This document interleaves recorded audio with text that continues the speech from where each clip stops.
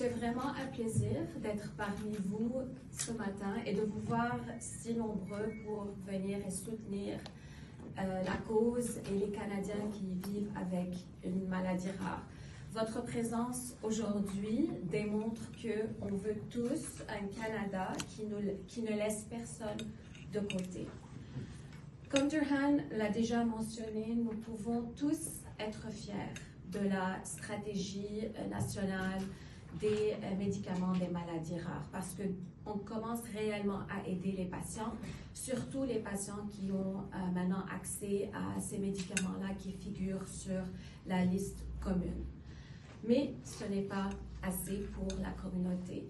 Comme on le sait déjà et on l'a dit maintes fois, que accès à des médicaments et les médicaments, ce n'est pas toute l'histoire et le trajet des familles et des patients qui vivent avec des maladies rares au Canada. Il faut vraiment s'attaquer aux obstacles qui viennent en amont. Les délais de diagnostic, le manque de dépistage et l'accès inéquitable à des soins spécialisés. Là, je vais mettre le chapeau de la directrice générale de la Fondation de Lois Dietz Canada. Cela est vraiment particulièrement vrai pour les maladies aortiques héréditaires. C'est un groupe d'affections qui inclut le syndrome de Lois Dietz, le syndrome de Marfan, le syndrome d'Ehlers-Danlos vasculaire. Ces maladies touchent les enfants, les adolescents et les adultes. Elles sont silencieuses jusqu'à qu'elles ne le sont plus. Sans un diagnostic très rapide et un accès à des spécialistes, les conséquences peuvent être fatales.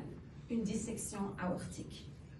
Dans mon travail quotidien avec les familles touchées par le syndrome de Lois Dietz, on entend les mêmes histoires que j'imagine aussi vous les entendez. Des parents épuisés qui ont passé des années à chercher des réponses. Des jeunes qui naviguent un système où la génétique, la cardiologie, l'orthopédie et la chirurgie ne se parlent pas. Des patients qui doivent quitter leur province pour obtenir une évaluation vitale. Ce sont des défis évitables. Parce que lorsque les familles sont diagnostiquées tôt et ils ont accès à un dépistage systématique, des équipes de soins coordonnées, on peut prévenir des anévrismes et des dissections aortiques.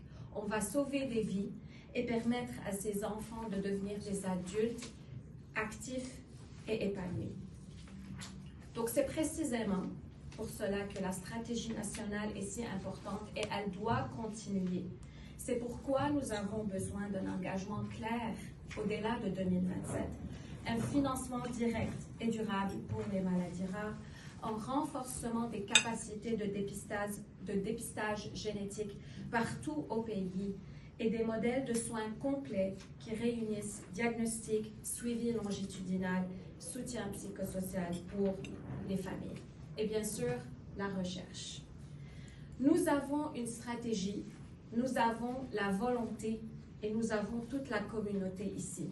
Maintenant, faisons en sorte qu'elle fonctionne encore mieux, plus que ce que nous avons imaginé, et qu'elle continue au-delà de 2027 à transformer la vie des familles qui comptent pour nous. Merci.